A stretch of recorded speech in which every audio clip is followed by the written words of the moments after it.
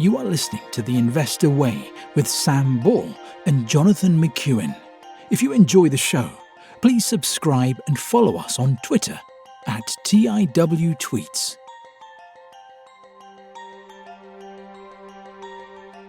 Hello, welcome back to The Investor Way with me, Sam Ball, and my co-host, John McEwen. This week, we're going to be discussing Spoons, Money Supermarket, AJ Bell, Unilever, Reckitt Benckiser, and Snap. So, do you want to start with JD Wetherspoon, John? Yeah, so JD Wetherspoon, the pub group, has lost 34.1 million in the 12 months to the end of July. And like sales were down 29.5%, with the revenue over the period falling 30% to 1.26 billion. What's Tim Martin saying, Sam? He wasn't particularly complimentary. So he accused the government of implementing an ever-changing raft of ill-thought-out regulations. He said, these are extraordinarily difficult for the public and publicans to understand and to implement, he said. None of the new regulations appear to have any obvious basis in science. The company and the entire hospitality industry need a more sensible and consistent regulatory framework in which to operate. The current environment of lockdowns, curfews, and constantly changing regulations and announcements threatens not only pub companies, but the entire economy. So pretty damning, really. What do you think of the results then, Sam? I mean, they obviously weren't very good. So it was actually their first annual loss since 1984.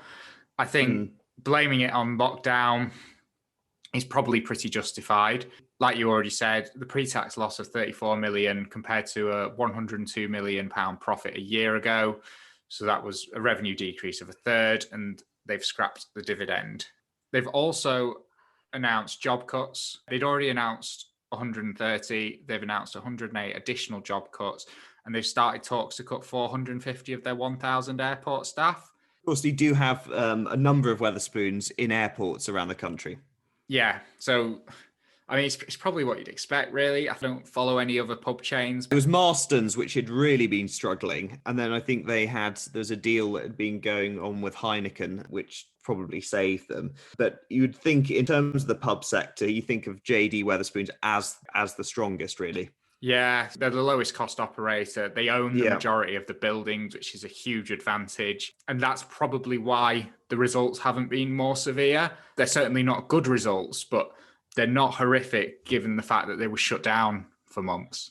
And I suppose that's an ongoing problem, because for any of our US listeners, the UK, different parts of the country are in different states of lockdown, where some parts, especially in the Northwest now, don't have pubs open. I mean, it's covering possibly a third of the population, I think. So we've got, large number areas where Wetherspoons are still shut. So and we don't know how that's going to change over the winter, whether more of the country is going to go into that tier 3 of lockdown, which would be devastating for pubs, including Spoons. Yeah, so they said that the COVID-related costs for the period were over £29 million, and that included perished stock whilst we were in full lockdown, hygiene equipment, and additional staffing costs to comply with the new regulations. Yeah, no, that's right. And I mean, Wetherspoons are, like you say, one of the most efficient. They don't have sort of background music playing to save on sort of royalties. They don't show football, so they save on the Sky Sports subscription. So they really are as efficient as possible in their running costs. My view is they'll probably be fine because they are the lowest cost operator and because they do own the majority of the premises. It's not really an industry that I'd be interested in. Yeah, it's a sector thing, really, isn't it? Yeah, I think I wouldn't have said no to Spoons before. I'd have certainly been willing to look at it because it's such a well-run company, but I would not be viewing what's currently going on as an opportunity to buy, just because there's no idea how long this could go on for, and it is just so damaging to industries like pubs. That's right. What's the valuation looking like at the moment? So the current market cap is 1.1 billion. The share price is currently £9.25, and that's down from a 52-week high of £17.34. So it's pretty much been cut in half. If you thought it would get back to 2019 levels, that would give it a normalized PE ratio of 13. I think that's quite expensive, given that we've just got no idea how long this is going to go on for. So this isn't like some of the other companies we've talked about where you think, oh, well, in a year or two, they'll probably be fine. I think it's hard to say like what the long-term future is going to be and how long it will take to bounce back with pubs. It's probably That's right. I'd probably lump it in more in a category with Whitbread, which we talked about a few weeks ago. Yeah, no, I tend to agree with you. Yeah, in the category with Whitbread, not as bad as perhaps your cinemas like Cineworld, but not a whole lot better. Yeah, and I think it's just so difficult to predict the long-term future for it because of that. I mean, yeah. I don't know. We could stay as we are for another 18 months, 2 years. I don't think it's out of the question. Yeah. And just getting back to 2019 levels seems so far off at the moment. Well, exactly. Are people going to come back, or are habits going to change? So I think a normalized PE ratio, whilst that might be good, normally it doesn't entice me. No, I will be staying well clear of Wetherspoons at the moment, and just the whole pub and hospitality sector in general. I would obviously like to see them survive, and I do like to go into Spoons whenever I come across one, but I would not. Curry night on Thursdays. Exactly, yeah. I would still go to Spoons in the future. I wouldn't think any of this would necessarily put me off, but it's just so hard to predict what the impact's going to be on everyone that I think it's one of those where for me it just goes in the too hard pile.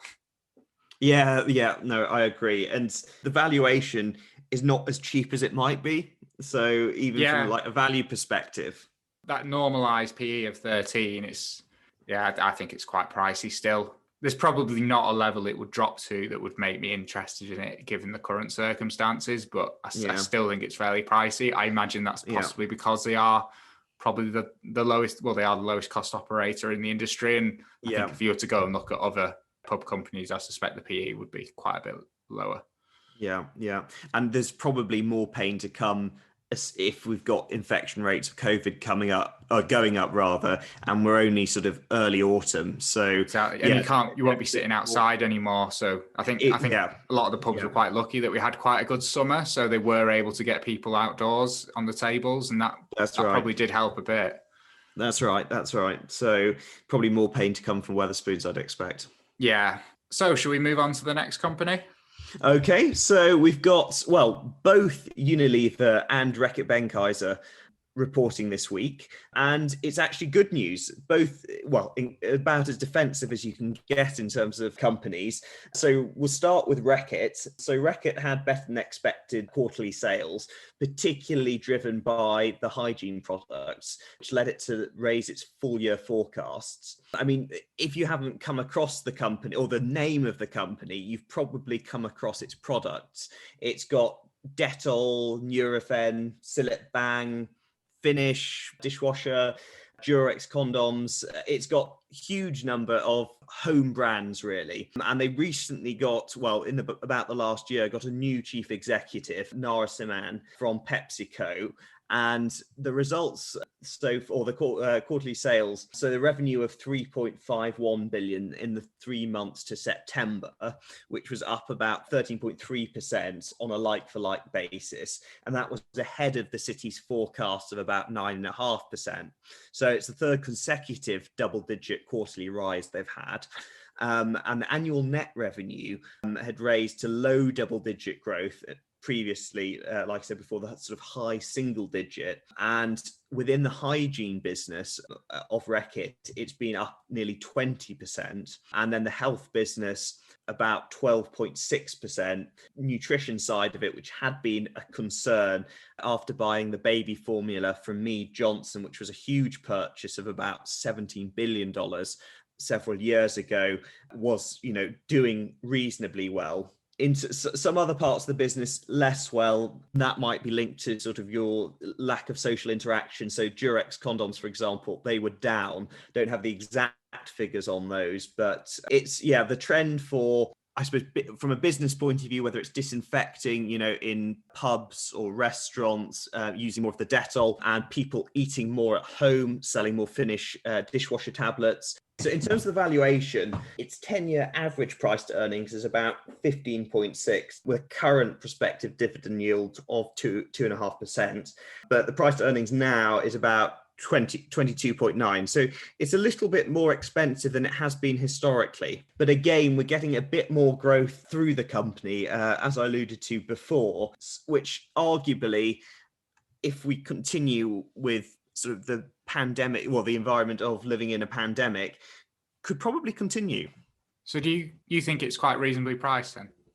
I think it is. I think it is reasonably priced at the moment. I think there's probably going to be more growth in the company than you would have expected historically with the sector that it's in, really. That would be my view on it. That wasn't my opinion. I thought 22.9 compared to the 10-year average. I actually thought it looked quite expensive. Obviously, the like-for-like sales increasing 13.3% was impressive, but I don't see that being sustainable enough to justify the PE, because I think it's something where maybe it goes on another year or two, but then the growth's going to return to previous levels. So we'll move on to Unilever, and then we can sort of have a comparison between the two. So again, it was positive news from Unilever, and more or less it hinged on the hygiene products again, and the side of the type of products that they would sell that people might wear when they're going out, like deodorants and potentially eating the Ben and Jerry's, that's down a bit. But the hygiene, if we focus on that, so it was a 4.4% rise in underlying sales growth. The beauty and personal care, it was up 3.8%, but it was largely products like, so Dove soaps owned by Unilever, and they have a new antibacterial range, which in the COVID environment was in demand. The home care business was up about 6.7%, and that was the demand for household cleaners like Unilever has Domestos and Cif.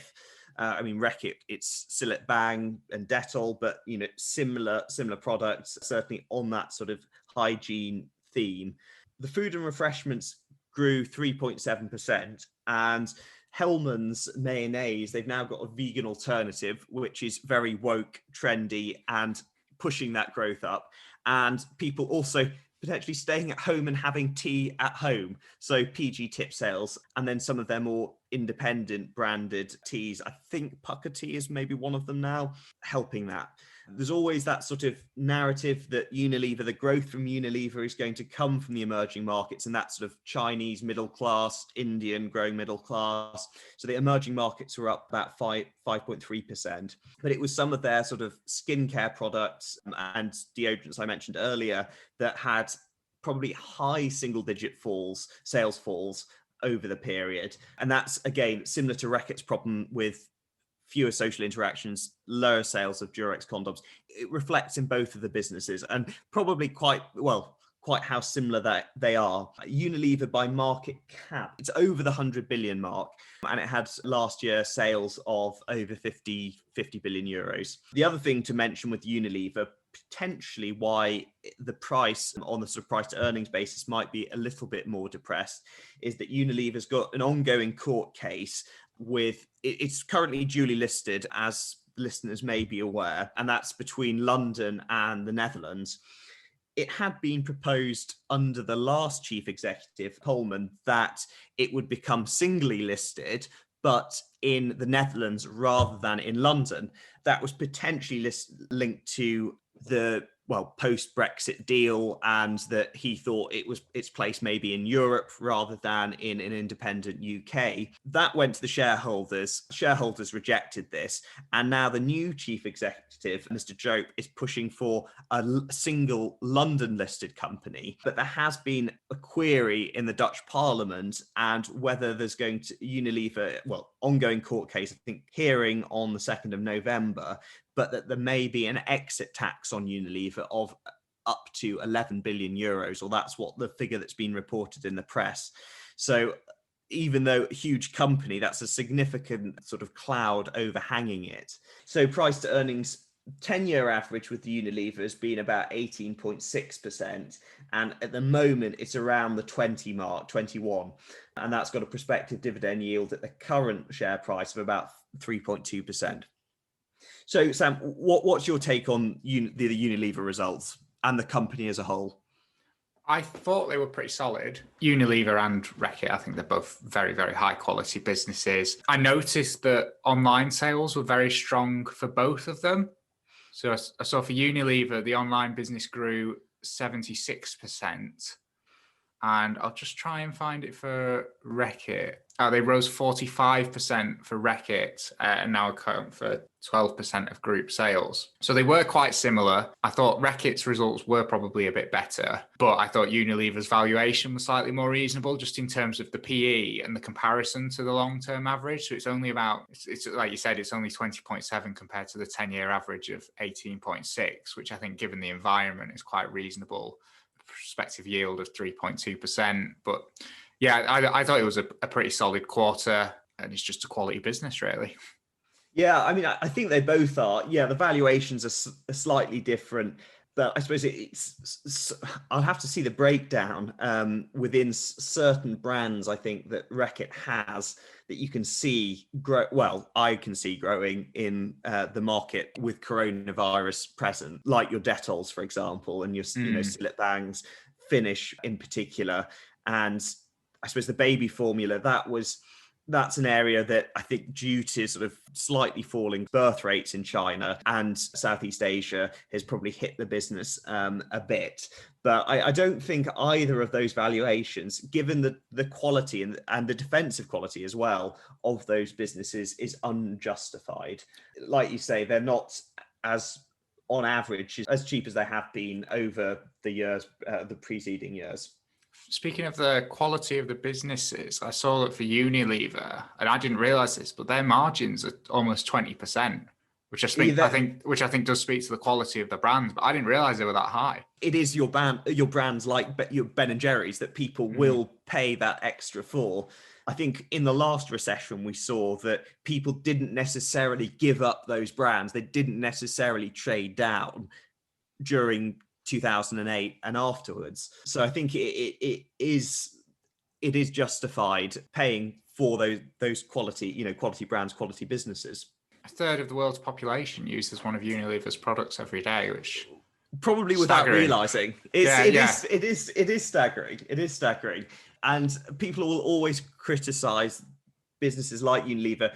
Are they too expensive? But they do deliver, they do deliver on the growth. And certainly if you compare them with the FTSE 100, they've both outperformed over the last decade. It's different in the US. If you're comparing a company like Unilever, there's much more in the way of tech stocks and growth companies as a whole than we have over in the UK. But yeah, they're strong businesses. As an income play, though, I think I'd probably go with Unilever as well, because that's like the prospective dividend yield for Unilever is 3.2% compared to just 2.4% for Reckitt. Yeah, that's true, and they have been growing the dividend over the years as well. So it's not like potentially which was it? It was Imperial Brands that we discussed a couple of weeks ago when they had their results. They're able to, you'd say potentially. A company like Imperial Brands, fewer people smoking.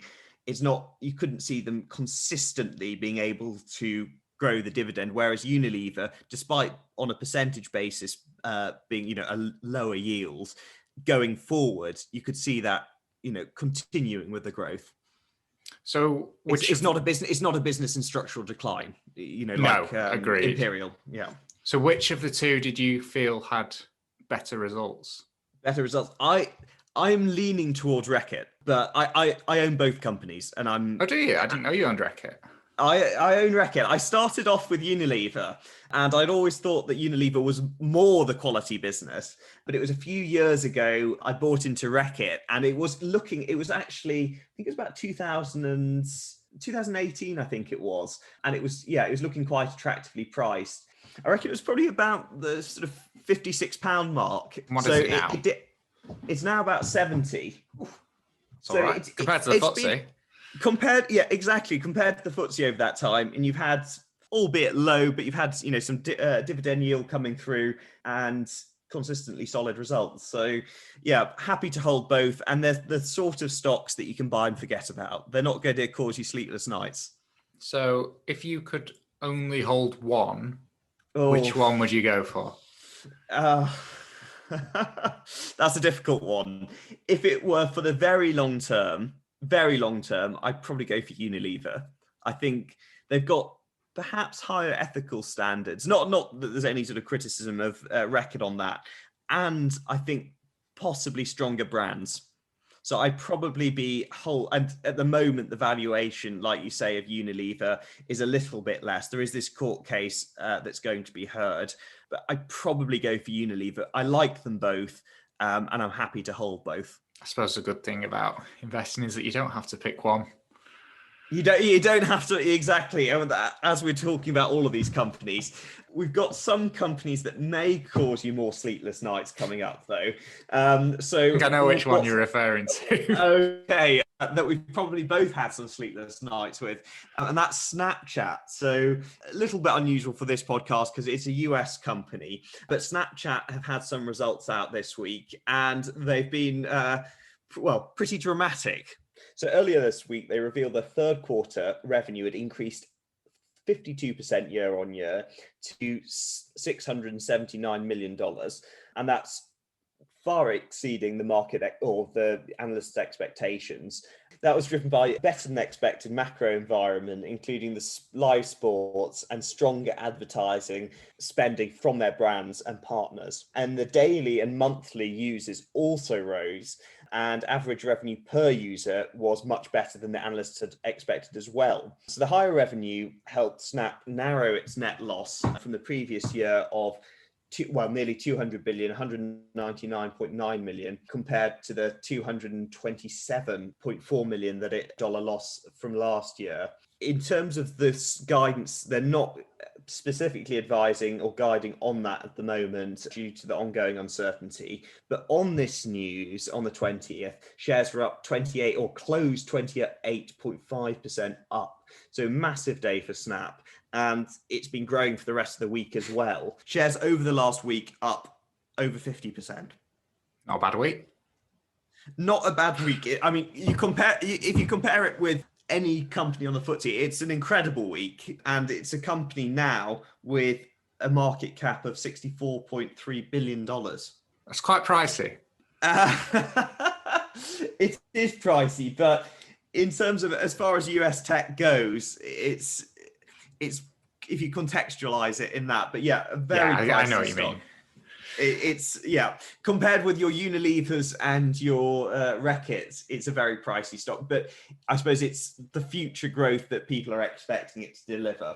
Yeah, I think you are. So you're paying for that 52% revenue growth. That's what you're paying up for. You are indeed. And what do you think of it as a company? Because this is a company that you've held, Sam. Yeah, so it's a company that you own, and as you said, I used to own. So I like the results. So I saw that their average revenue per user is only $2.73 compared to $7.05 for Facebook. So even if they didn't increase the number of users, they've still got massive ability to just increase the monetization of the users they've already got. Yeah. I thought it was daily active users as well. I saw they were up 18% year on year to 249 million. Average revenue per user increased 28% to $2.73, and that was made up by a 46% increase in North America, 36% in Europe, which are, I think, quite staggering numbers, to be honest, and a 6% fall in the rest of the world. I would agree. And I wonder whether if you're able to socialize less physically in person, whether people are moving to more of the online trend, which Snapchat would feed into Snapchat. Well, the average number of snaps created each day grew 25%. Exactly. Yeah, that's right. So, and I think if that's the trend, if they can continue that, the price is, it would be justified. I think so. There's a couple of things that do concern me, or it's mainly the dilution. So we both bought this stock on the day of the IPO, and John, to his credit, has held it. So he's now beaten the market, which has come entirely in the past week. It's entirely in the past week. But I over allocated to it. And what happened was we probably bought in at about $27 a share on average. It went all the way down to $4. And then it slowly climbed to about, I think it's at 42 now. So I think I sold about a third of my shares at $15, another third at 20, and then the final third at about 25. I'm not too concerned because firstly, I was so over allocated to it. But secondly, The second third I sold, I think I put that into Etsy, which has tripled for me. And then the final third, I put that into Pinterest, which that's doubled as well. So although I've missed out on these recent gains, I've still done all right. One of the reasons I prefer Pinterest to Snapchat is there's a lot more dilution of the shareholder equity in Snapchat, and that's probably the most concerning thing for me.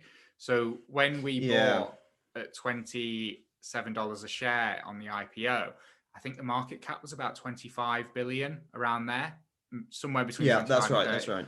When the next time it went to $27 a share, which was about last week, the market cap hit about 40 something billion dollars, which just shows how much dilution there'd been at that same share price. The market cap was so different. That's right. In terms of the share class, you've got no votes, you've got no say in how the company's run at all.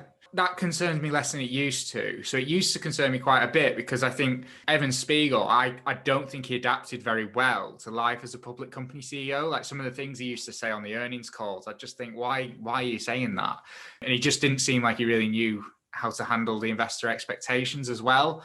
I think the way he's responded and the way he's running the company now, I have less concern about him holding all the votes than I did. Because his performance probably justified it. 27 when it went public, I think. Yes. Yeah, I think that's important to remember. Not to say that Zuckerberg and the other, tech giants aren't also young. So it's not an excuse, but I do like the company.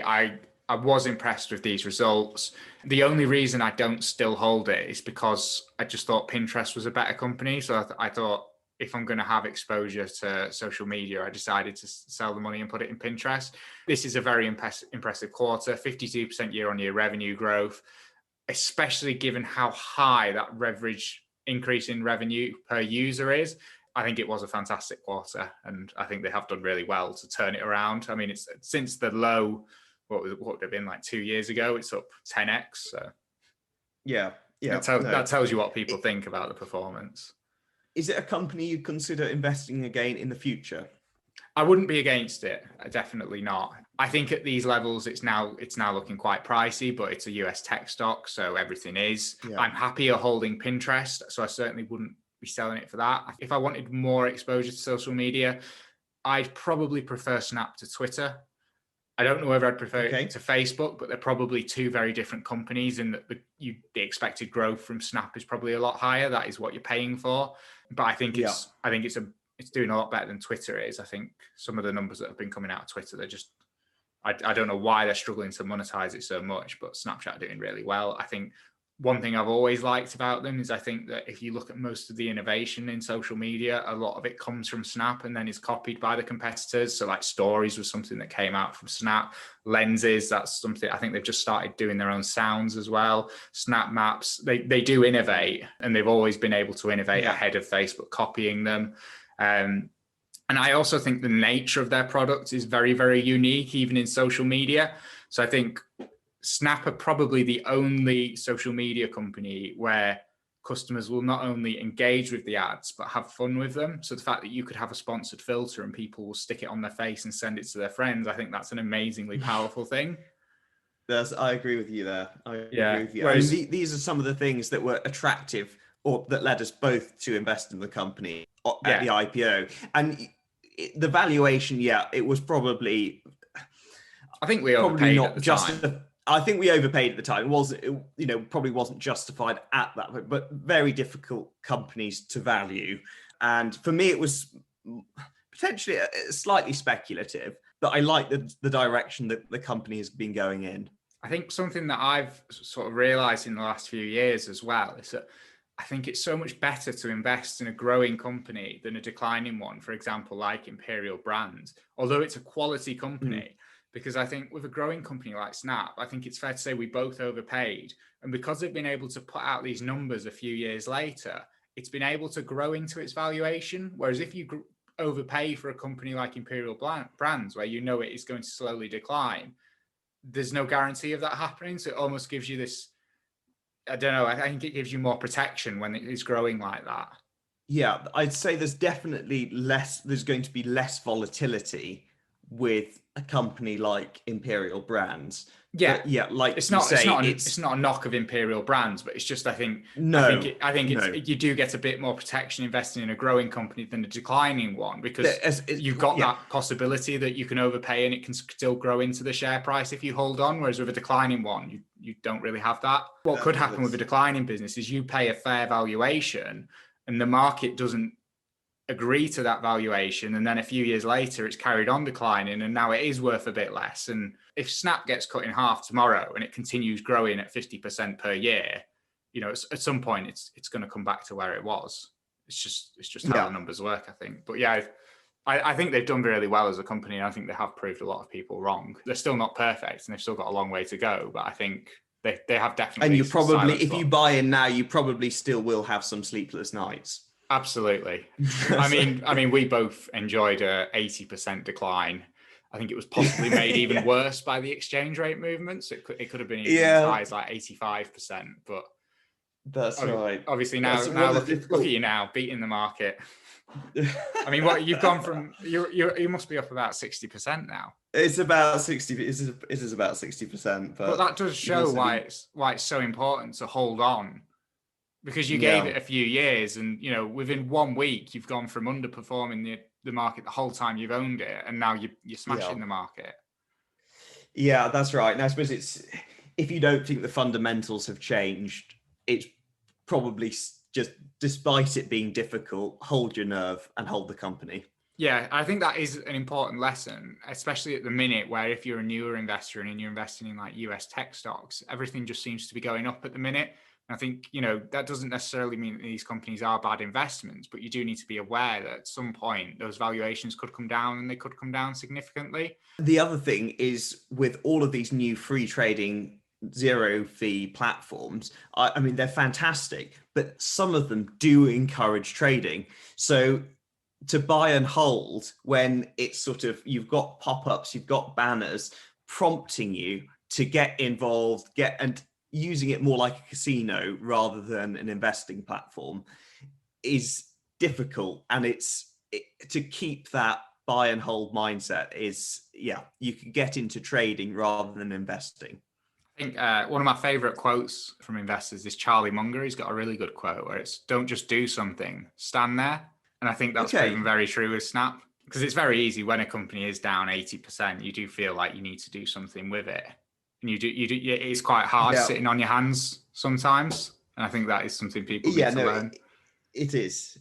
And then, there's a Buffett quote. So in the short term, the market's a voting machine, and in the long term, it's a weighing machine. It's the same. It's it's a similar message. Exactly. Yeah. So a company you're happy to continue holding? It's a small allocation. I like the company as a whole. Not sure about the valuation, but it's one that I'm happy to hold and happy to watch. There you go. Sums up your school of thought: indexing and Snapchat. With a bit of Unilever and Reckitt in for comfort. Exactly. All right. Okay. So what's next on the agenda? Next up, we can do moneysupermarket.com. Okay, so maybe familiar to our UK investors and UK listeners. What's happened at Money Supermarket? So Money Supermarket, for anyone who doesn't know, it's the price comparison website. They recently released their Q3 trading statement. So revenue for the 9 months ended 30 September was down 11% to 268.4 million. And for the 3 months ended 30 September, it was actually down 16% to 85.1 million. So the revenue decrease compared to last year has actually worsened in the last 3 months. So in the third quarter, the money business revenue was down 40% to 12.5 million. Insurance revenue down 8% to 45.7 million. Home services revenue down 13% to 15.5 million, and other revenue down 9% to 11.5 million. So they said their motor segment was strong and the travel segment was negligible. Home services grew in July, they said, and then began to slow due to energy price caps falling and wholesale prices rising. So that meant there were less savings available to customers. So there was, as a result, less price comparison going on. That was pretty much the bulk of the statement. Shares were down quite heavily as a result. I think they might have declined about 10% that day. And then they rose a little bit. They rose about 5% on Friday. So I actually own Money Supermarket. The market didn't react well to this at all. The market cap now stands at 1.36 billion. Share price is £2.54, and that's compared to a yearly low set in March of £2.10. So it's not too far off that now, and a yearly high of £3.68. They are still paying dividends and did throughout the crisis. So they didn't suspend or cut their dividends. And they have a current yield of 4.61%, which is very reasonable. How well is that covered? It's pretty well covered. The 2019 full year dividends were 11.71p per share. That was compared to earnings of about 17p a share. And even after the results that have just come out, I think the general expectation for earnings is that they'll be at about 15p a share. So still pretty well covered. They've got a very, very strong balance sheet as well. If you assume that the earnings per share were going to be 15p, which is about what analysts expect now, which, as I said, is down from 17.7p in 2019, that would put it at a price to earnings ratio of 17. Obviously, the company's struggling at the minute as a result of the coronavirus and the shutdown of the economy, really. But if you look at the results from 2015 to 2019, they are very impressive. So between 2015 and 2019, revenue grew from 281 million to 388 million. And earnings per share grew from 11.6p a share to 17.7p a share. So it has been growing quite nicely. So I think to get that at a price to earnings ratio of 17, and this isn't a normalized ratio of 17, this is the current ratio based on the expected earnings. I think it's a good chance to get a quality business at a great price, but I'm slightly biased. So you'd be adding to your current position in it. It's something I've thought about. The only reason I haven't is just due to allocation. But if I didn't already have it, I'd definitely be interested in buying it at the current price. I do think it's a quality business.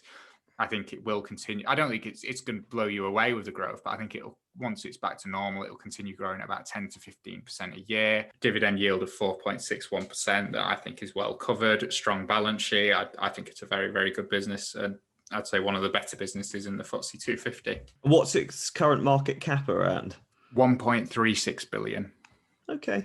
So yeah, a fair size then for the 250. It is a fair size. Yeah. So I mean, it still need to probably at least triple before it was in FTSE 100 territory. But it is a decent size. But I still think it's got a good runway for growth ahead of it. I think it's an industry that's probably only going to get bigger. What did you think of Money Supermarket then? I suppose it's like you say, it's not not a particularly interesting business, but as investments go, they don't have to be interesting to make your money. So I'd consider it. I'd probably have a look at the balance sheet and weigh it up, but it does on the surface of it. And I appreciate you own it, Sam, and you've looked at it in more depth. It's attractive. I'd class it as a technology company as well. It's probably one of the few on the FTSE. Really interesting. Yeah, well, it's a price comparison website, isn't it, rather than an actual insurer? Well, it is, yeah. I think it gets its commission from the insurance companies, presumably. So I'd put it in the tech category rather than insurance. It's funny what you consider putting in. I don't mean you personally, but what one considers as tech in the UK. It's like, not the most techie, but food delivery or estate agency as techie as we get here. Exactly. Our final business is AJ Bell. So AJ Bell is, one of the UK's online stockbrokers. I'm not sure, where does it sit in terms of the size? Hargreaves is probably the biggest online in the UK. AJ Bell has a market cap of 1.69 billion compared to 6.7 billion for Hargreaves. Yeah, so it's FTSE 250, isn't it, rather than the 100? Yeah, it's probably about would that be about a quarter of the size of Hargreaves, maybe a bit less than that. But faster growing. What do the results show? So they've not released the results yet, but they did release a year-end trading update. So they've said there's been a rise in full-year assets under management, which I think that's the most important metric for measuring wealth managers. But assets under management are up 8% in the year to 30 September 2020 to 56.5 billion. And customer numbers are up 27% to 295,305. So just for comparison, AJ Bell, assets under management now 56.5 billion. Hargreaves Lansdown is over 100 billion assets under management. Customer numbers, AJ Bell, 295,000, and that's compared to 1.3 million customers for Hargreaves Lansdown. So they said the growth was driven by the platform business, which saw customer numbers rise 29% to 281,094. And D2C customers, which is direct to consumer, up 43% to 172,183. Platform underlying net inflows were up 28% compared to the previous year at 4.1 billion. The chief executive, Andy Bell, presumably his middle name starts with a J, yeah. Our focus on the needs of our customers and our easy-to-use platform has fueled a 29% increase in platform customers, with particularly strong progress made in the direct-to-customer market. Inflows also rose steadily, resulting in a robust increase in assets under management, despite heavy falls in the UK stock market. Our operational resilience has shone through since the coronavirus pandemic hit the UK, and we were able to adapt quickly to ensure we continue to meet the needs of customers and advisors. It looks like the results are going to be quite good. I thought it was a positive statement. I gave those comparisons to Hargreaves Lansdown before in terms of the size. It's probably about a quarter of the size. Probably faster growing. Yes, it is. Yeah. So the current share price is £4.11 per share. Yearly high was £4.63. Yearly low £2.29. So it's quite close to the yearly high. PE ratio is at 56, but that's based on the 2019 numbers. Okay. So that should come down quite a bit based on the increase in customers and assets under management. You would expect that to flow through into profit. Would hope so. It's only been public for a couple of years, but so the only figures that I could find to view were the 2018 and 2019 figures. Between 2018 and 2019, revenue increased 17% and earnings per share 30%. And that was compared to a 7% increase in revenue for Hargreaves Lansdown and a 5% increase in earnings per share in the same period. But if you look at Hargreaves Lansdown over the last 5 years, it's done very well. It's Hargreaves is no slouch. Yes. So just for full disclosure, I own Hargreaves Lansdown personally. AJ Bell, it's smaller size, but you're paying for the growth. I'm probably happy to continue holding Hargreaves Lansdown. I think it's quite reasonably valued, and they are putting out, although not as high numbers as AJ Bell, which is due to the size, they're putting out very respectable numbers still, I think, and I'd rather hold the market leader. But I think AJ Bell looks like a good business. I think shareholders could do well out of it. And as long as the assets under management and customers can continue increasing at the current rate, I think it should do fine, because I think the 27% increase in customer growth is excellent. The assets under management, although the growth at 8% was, it seems quite low on the surface. I think given the volatility that we had and the fact that the FTSE is down significantly over that period still, which for a UK investment platform is significant, that will have had a big hit, I think, on assets under management. I think to still grow 8%, given what's going on, I think it is very, very good, despite possibly not seeming like that good a number on the surface. Yeah, no, I would agree with you. It's pricey, but it is delivering on the growth. So, and it's in a growing sector, I suppose, the online investment platforms, both Hargreaves and AJ Bell. Yeah, it's not going to be a winner takes all business, is it? I think there's room for both of them to do very well. And like I said, 18 to 2019 earnings per share increased 30%. I don't know what it's going to increase by this time, but even at a PE of 56%, if the earnings per share is going up at 30% a year, that comes down fairly quickly. Exactly. Would you be interested in owning AJ Bell? But yeah, it's one that I've watched it for a while, along with Hargreaves, so that they are on the watch list, and I would consider, probably need to look at them a bit further. But yeah, on the surface, based on what you do know, which of the two would you be more interested in? Oh, so I haven't looked at Hargreaves for a little while. What did you say? What's its valuation like? Market cap 6.7 billion. I think it's a PE of around 30 from memory. Yeah. And it's reached, Hargreaves certainly has reached the sort of household name status as well. So yeah, it's got a very strong brand behind it, I think. Trusted. Yeah, I think so. I think it is, it's definitely the market leader in terms of brand awareness and size. Hargreaves Lansdown, it's actually trading at a PE ratio of 24. Okay, so it's significantly, yeah. Well, and Hargreaves Lansdown also has a dividend yield of 2.65%, whereas AJ Bell has a yield of only 1.17%. Yeah, which is, you wouldn't expect it at this stage. But yeah, no, I'd be looking at both. I wouldn't be confident to say which one if forced to pick between the two.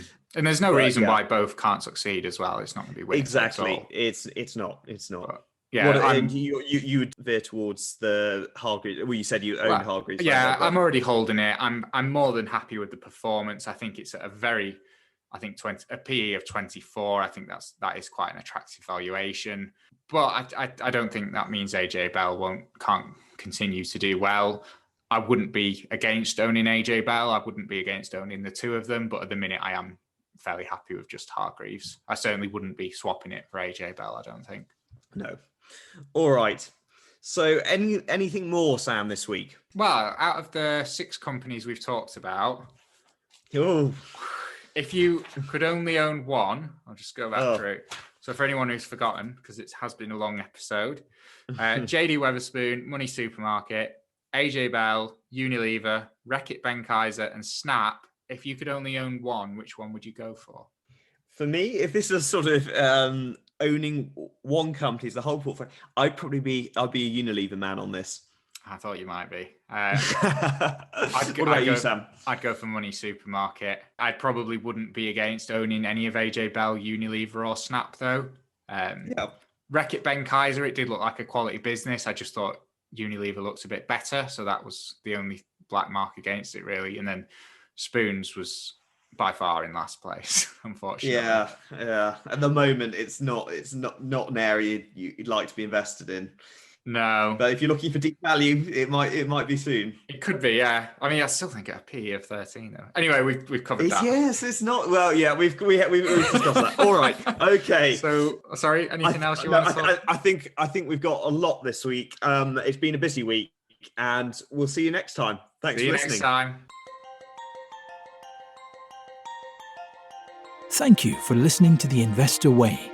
To get in touch, please follow us on Twitter at TIW This podcast is for entertainment purposes only and does not constitute financial advice. Neither Sam nor Jonathan are financial advisors. For investment advice, please consult professional advisors.